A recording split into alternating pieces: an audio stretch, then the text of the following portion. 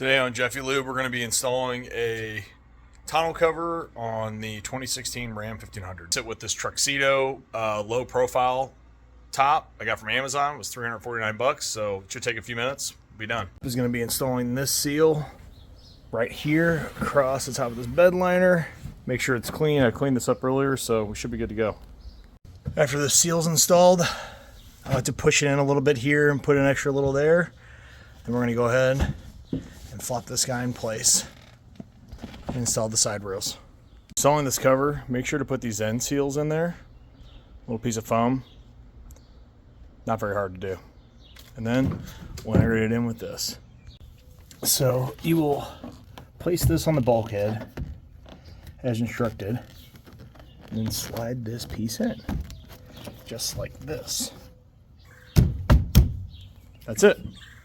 So you'll place these equal distance down the whole thing, finger tight. After that's done, you've confirmed the fit of this cover, then you can tighten them up.